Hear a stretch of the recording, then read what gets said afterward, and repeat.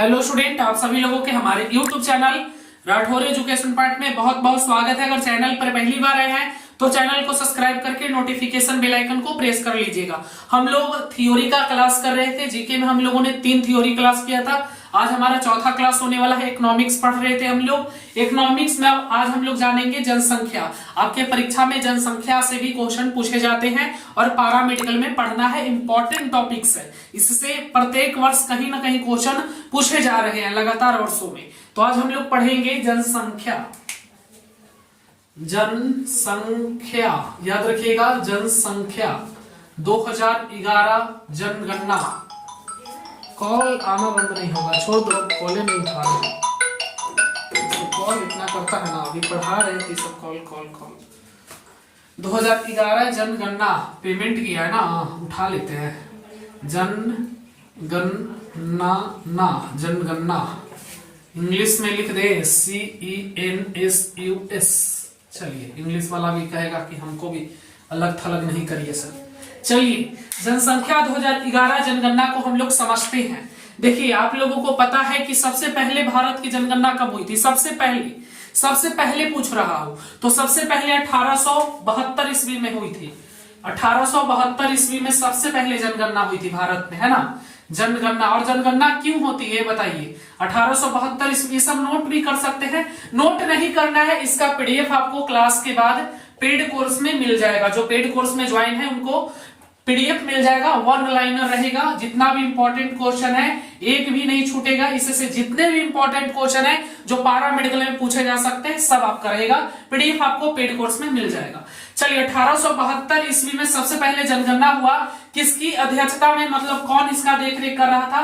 तो लॉर्ड मियो नाम था उसका, लॉर्ड मियो करके कुछ नाम था, लॉर्ड मियो, याद रखिएगा, ठीक है। और ये प्रत्येक 10 वर्षों में होता है, प्रत्येक 10 वर्षों में किया जाता है जनगणना।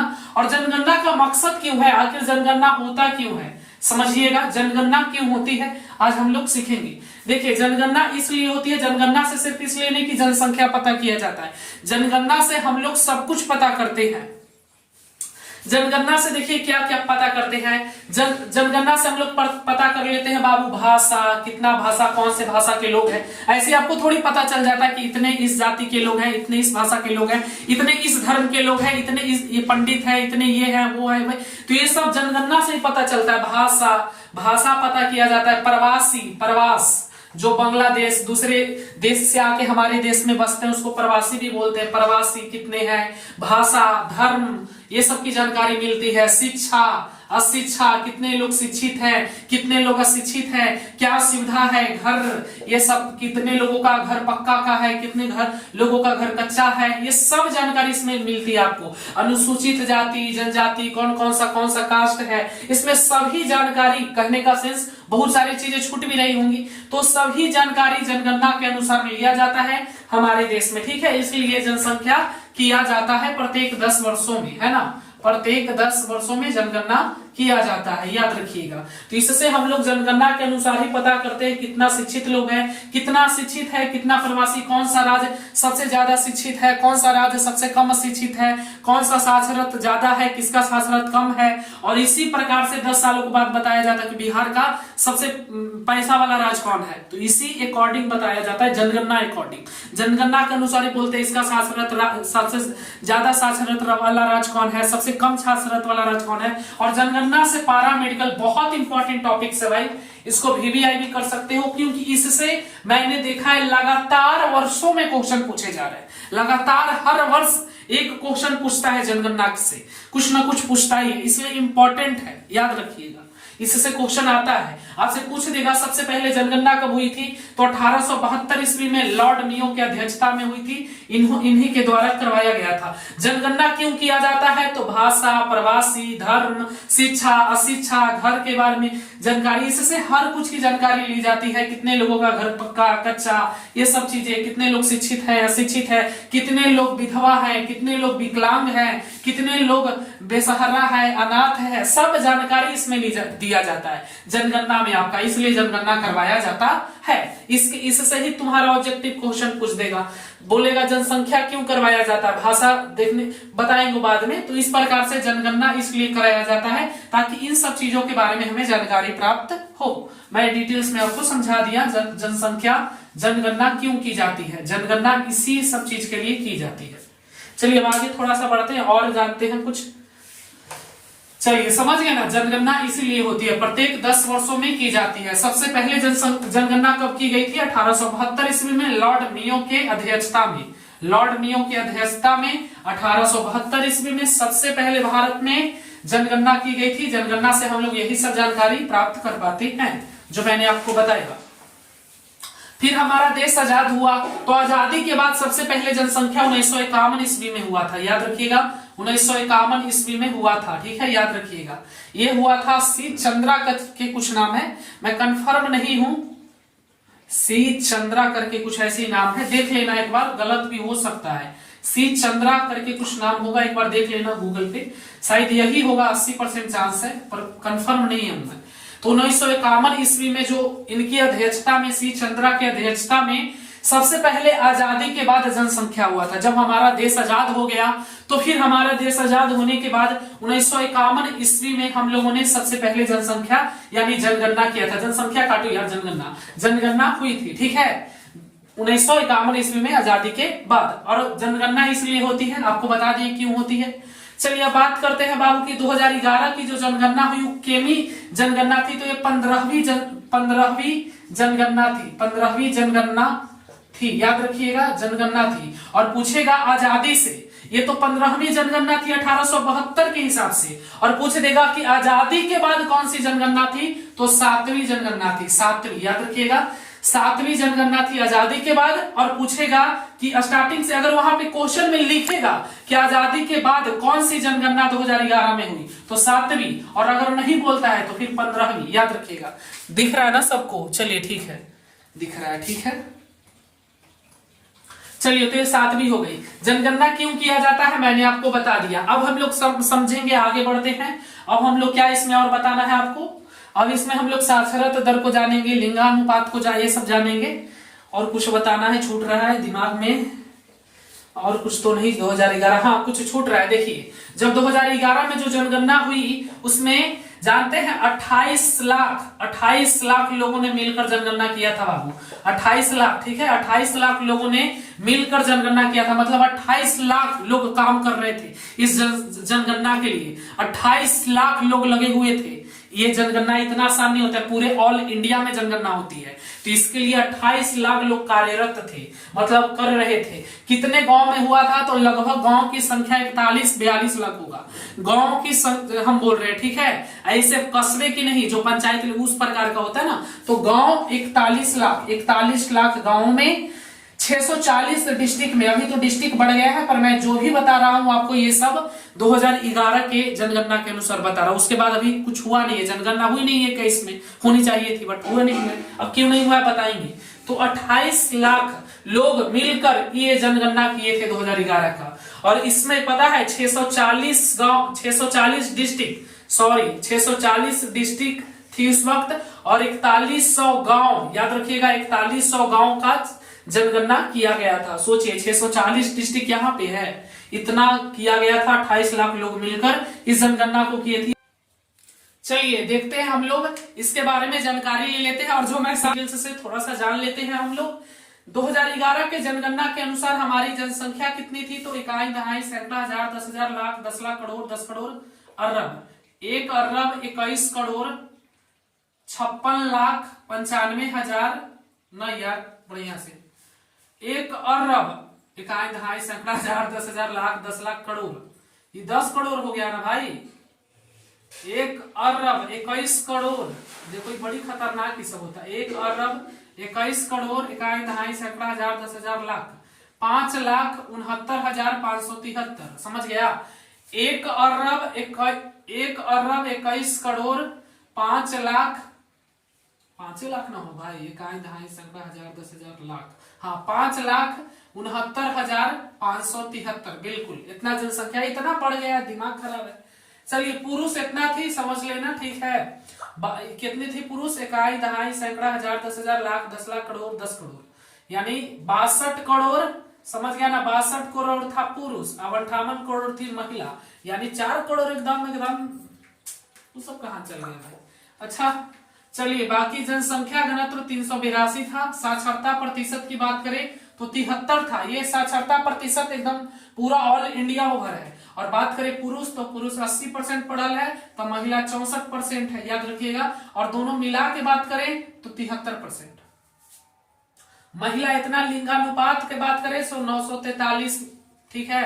1000 पर 943 कम है, चलिए ठीक है। ये लिंगानुपात हो गया हमारा, जो भी हो लिंगानुपात है 943। अब इसमें जो क्वेश्चन आता है यहां से भी आता है, और जो इंपॉर्टेंट अभी लिखाने वाले हैं आपको यहाँ पे उससे पूछता है। इंपॉर्टेंट है, लिखाएंगे 4 से 5 टॉपिक्स यहाँ पे लिखाएंगे, उसी से क्वेश्चन ज्यादातर पूछा जाता है। मैं लिखाऊंगा और आपको समझाऊंगा, बताऊंगा। और बता दूं कि जो पेड क्लास में ज्वाइन है उनको आज 2 पीडीएफ मिलने वाला है।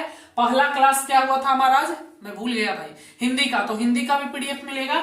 दूसरा क्लास आपका जनगणना का हुआ। इससे जितने भी इंपॉर्टेंट क्वेश्चन है जो परीक्षा में आते हैं आपको मिलने वाला है। टॉपिक वाइज वहां पे समझाया हुआ भी रहेगा और फोटो के साथ रहेगा। आपको पीडीएफ आपको मिलेगा पेड क्लास में। कंटेंट के सेक्शन पे जाके देख सकते हैं 10 बजे रात के बाद, अभी नहीं, 10 बजे के बाद वहां पे डाल दिया जाएगा पीडीएफ। आपको पढ़ सकते हैं, उस पीडीएफ को पढ़ लीजिएगा एक बार। बाकी फ्री वाले जो भी स्टूडेंट है, क्या उनको पीडीएफ नहीं मिलेगा तो आप पेड क्लास को ज्वाइन कर लीजिए, ठीक है। आपको सब कुछ वहां पे मिलेगा, देख सकते हैं। लक्ष्य बैच देख लीजिए एक बार। लक्ष्य बैच में आपको टॉप फैकल्टीज है, साथ में आपको लाइफ टाइम एक्सेस है, 100% गारंटी है सिलेक्शन की। यहाँ से पढ़ लो, चाहे तुम कहीं भी सिलेक्शन होगा यहीं से, मत रहो किसी के चक्कर में, 100%। और खास बात है कि यहाँ पे थ्योरी दिया जाता है। अगर हम भी चाहते तो इतना बकने का क्या जरूरत था, डायरेक्ट ऑब्जेक्टिव करा देते। पैसा तो वैसू कमा रहे हैं, पैसा वैसू कमाते, पर हमारा मकसद है ज्यादा से ज्यादा स्टूडेंट का सिलेक्शन देना, इसलिए तो हम गारंटी ले लिए पहले ही, गारंटी। चलिए, इसलिए जिसको भी जुड़ना है लक्ष्य बैच से जुड़ सकता है। बाकी आगे बढ़ते हैं और इस पे कुछ और चर्चा करते हैं जहां से क्वेश्चन पूछे जाते हैं, इंपॉर्टेंट है, इसको ध्यान से देखिएगा। चलिए, मैं यहाँ पे एक चार्ट लिया हूं, इसके माध्यम से आपको समझाता हूं। और यहां से आपकी परीक्षा में काफी क्वेश्चन पूछे जाते हैं, इंपॉर्टेंट है, इसको समझिएगा।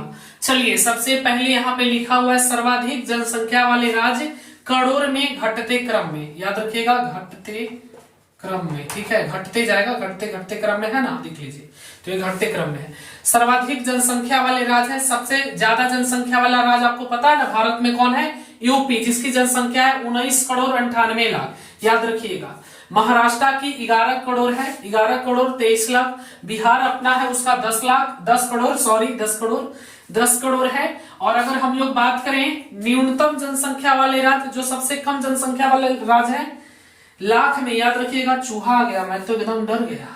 चलिए, गोवा, गोवा वाले बीच पे 14 लाख, गोवा 14 लाख, नागालैंड 19 लाख और मणिपुर 25 लाख, बढ़ते क्रम में, ठीक है। देखिए बढ़ते जा रहा है कि नहीं जा रहा है, और ये घट रहा है कि नहीं घट रहा है, तो ये घटते क्रम में हो जाएगा। बढ़ते क्रम, घटते क्रम तो तुम लोग 1 क्लास से पढ़ रहा है, फिर भी नहीं समझा होगा शायद आज तक। घटते क्रम मतलब घटते जाएगा, बढ़ते क्रम मतलब बढ़ता, बड़ा बड़ा, उससे बड़ा, फिर उससे बड़ा, फिर उससे बड़ा, ठीक है।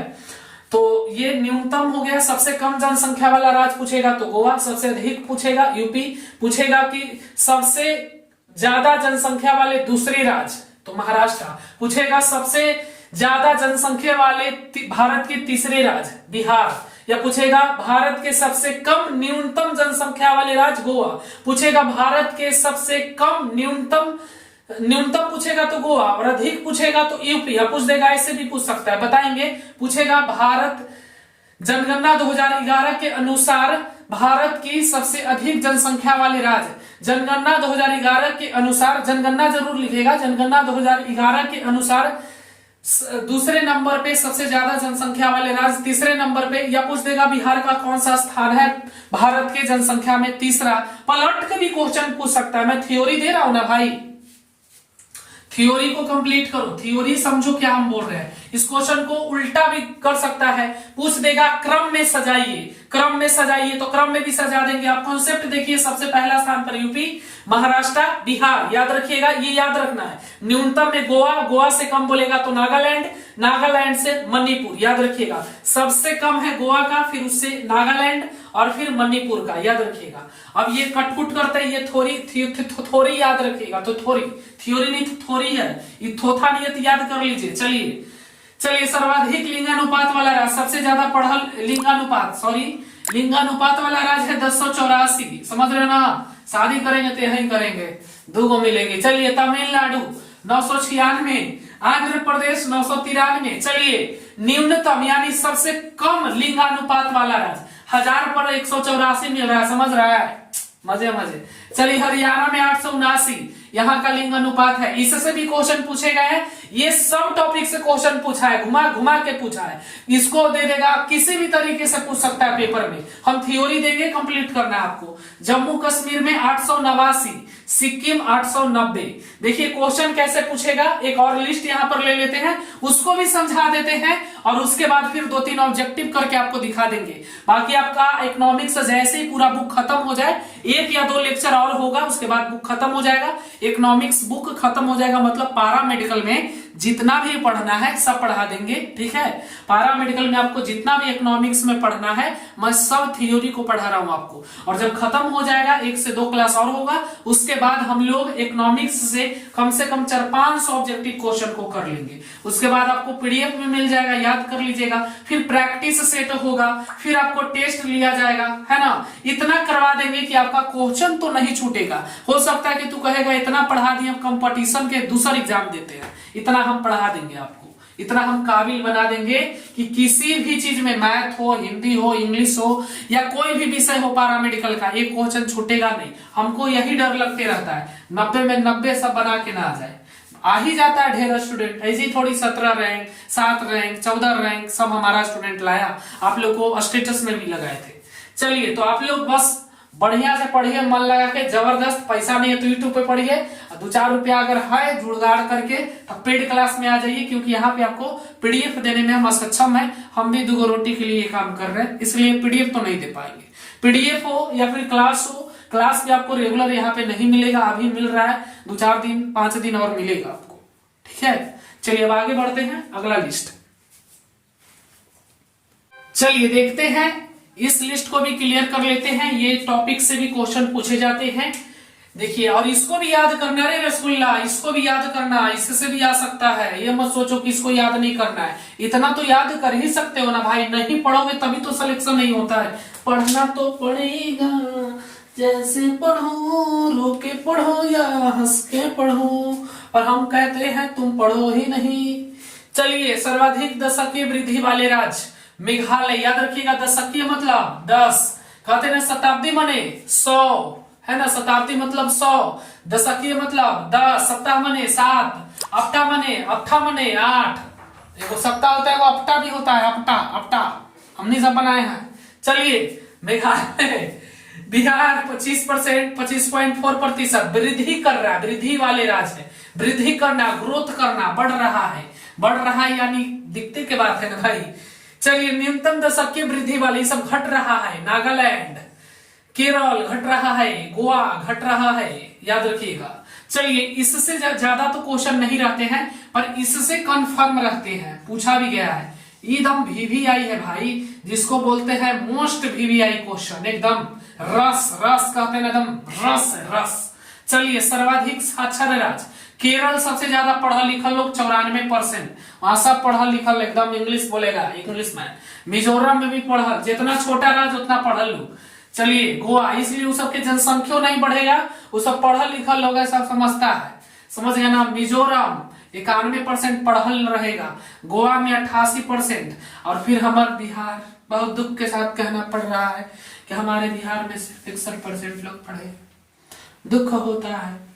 चलिए न्यूनतम साक्षर राज्य, सबसे कम पढ़ल लिखल बिहार, ठीक है। और ऐसा मत सोचो क्या किया जाए, यहाँ पे हर चीज का लाइक क्या है वो वीडियो, क्या कारण है। अरुणाचल प्रदेश 65.4% और राजस्थान याद रखिएगा 66.1%। यानी सबसे गरीब राज्य कहते हैं ना, साक्षर यहाँ कम है, गरीबी है, अशिक्षा है, सब कुछ तो यही है, सबसे ज्यादा राजनीति यही है, सब कुछ है।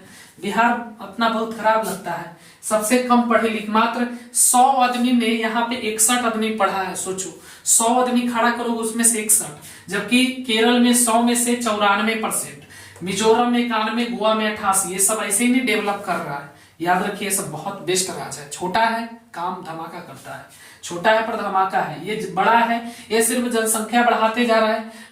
बिहार को अगर डेवलप करना है ना तो 10 बिंदु पर ध्यान देना होगा। अब इसमें तो नहीं बता सकते क्योंकि पढ़ाना ये सब है नहीं, फालतू चीज। चलिए, तो इस चीजों को आप लोगों को याद रखना है, इससे क्वेश्चन पूछे जाते हैं। ज्यादा क्वेश्चन आपका ये टॉपिक से और ये टॉपिक से पूछा जाएगा, बाकी इससे कभी कभी क्वेश्चन देखने को मिले हैं, और बाकी जो 2 और बताया मैंने पीछे उससे भी रहते हैं क्वेश्चन। कैसे रहेगा तो 2 क्वेश्चन को मैं आपको करवा देता हूं, बाकी जब हमारा एमसीक्यू यानी ऑब्जेक्टिव का क्वेश्चन होगा तो वहां पर तो अंधाधुंध बिना गिनती के ऑब्जेक्टिव क्वेश्चन करेंगे। तो चलिए, क्योंकि हम लोग थ्योरी पढ़ लेंगे, हमने थोड़ी ना वो सब नियत है, समझ रहा है ना कौन चैनल के हम कर रहे हैं।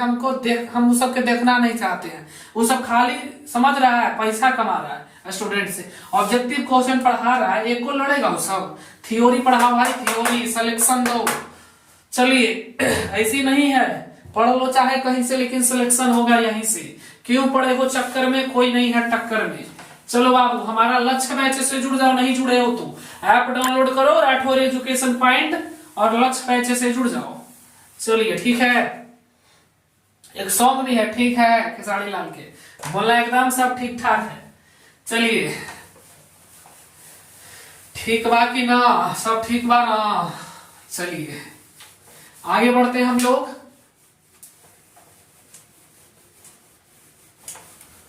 चलिए 2 ऑब्जेक्टिव क्वेश्चन को मैं लिख लेता हूं। चलिए 2 ऑब्जेक्टिव क्वेश्चन को ले लिए हैं। आपको बहुत सारी ऑब्जेक्टिव क्वेश्चन करवाऊंगा, पर समझने के लिए हम लोग लेते हैं ताकि आपका जो कॉन्सेप्ट है वो क्लियर हो जाए। ठीक है, चलिए, वर्ष जो हमने पढ़ाया उसी से ऑब्जेक्टिव क्वेश्चन को लिया गया है। अगर मैं आपको थ्योरी नहीं देता तो शायद ये क्वेश्चन आप नहीं बना पाते। मैसेज आया क्या किसी का?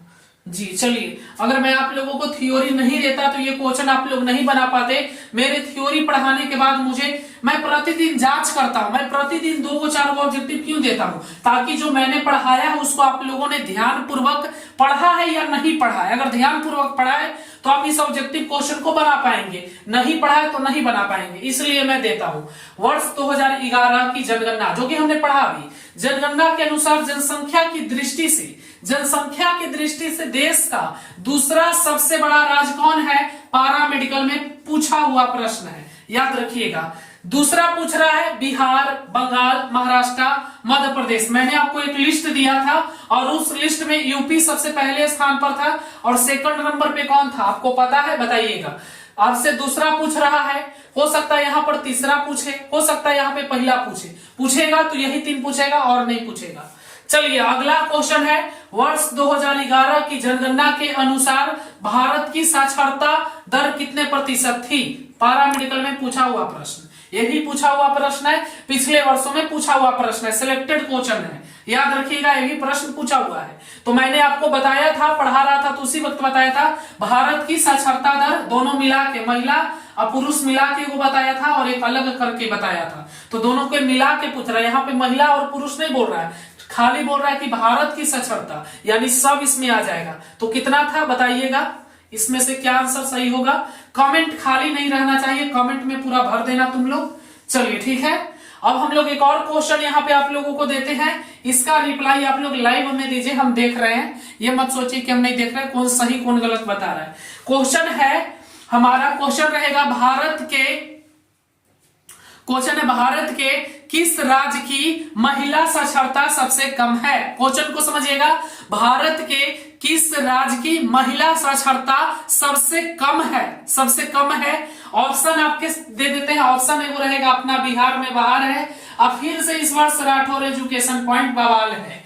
नेक्स्ट है राजस्थान, चलिए ऑप्शन सी रखते हैं गोवा वाले बीच पे, और ऑप्शन डी रख लेते हैं सिक्किम, कुछ रख लो ना, क्योंकि ऑप्शन में तो हमको भी पता है कि कौन होगा। चलिए क्वेश्चन क्या था समझिएगा, इसको भी कमेंट करके बताइए। क्वेश्चन था भारत के किस राज्य की महिला साक्षरता सबसे कम है। चलिए बताइए, जो दिमाग होगा वो बताएगा। ये क्वेश्चन मैंने नहीं समझाया है, मैंने इस क्वेश्चन को नहीं बताया, फिर कॉमन सेंस वाला क्वेश्चन है। मैंने आपको बताया था कि भारत के किस राज्य की सबसे कम साक्षरता है, तो वो था आपका सबसे कम साक्षरता वाला राज्य था। कौन था बाबू? ये बिहार था। और मैंने यही प्रश्न तो पूछा, भारत के किस राज्य की महिला की साक्षरता सबसे कम है, साक्षरता कम है, सबसे कम लिखे हैं पढ़े लिखे, तो ये है बिहार। महिला भी बोलेगा तो बिहार, क्या कि बिहार के ऑलरेडी पहले कम था, तो महिला ही तो और कम होगी। 64 तो ऑलरेडी था, अब महिला कहेंगे तो लगता है 50 के नीचे चला जाएगा, तो ये बिहार हो जाएगा, याद रखिएगा। ठीक है, मुझे उम्मीद है आपका कॉन्सेप्ट क्लियर हो गया होगा। बाकी इससे इंपॉर्टेंट जो पीडीएफ है वन लाइनर, वो आपको आज रात 10 बजे हमारे पेड क्लास में आपको मिल जाएगा। और इससे इंपॉर्टेंट 20-30 जो इंपॉर्टेंट है बहुत ज्यादा, उसको मैं कोशिश करूंगा कि YouTube पे बता दिया जाए। हो सकता है बताएं, हो सकता है नहीं भी बताएं। बाकी इंपॉर्टेंट क्वेश्चन आज रात को 10 बजे ऐप में आपको जो भी पेड क्लास ज्वाइन किए, कंटेंट में जाके देख लेना, वहां पे ऑब्जेक्टिव प्रैक्टिस सेट भी डाल देंगे और वहां पे आपका पीडीएफ भी डाल देंगे। बाकी इस क्लास में इतना ही। मुझे उम्मीद है जनगणना को आप लोग अच्छे से समझे होंगे। कोई डाउट रहता है तो लाइव सेशन में आप लोग आकर पूछना ऐप पर। बाकी आज का क्लास यहीं पे समाप्त करते हैं।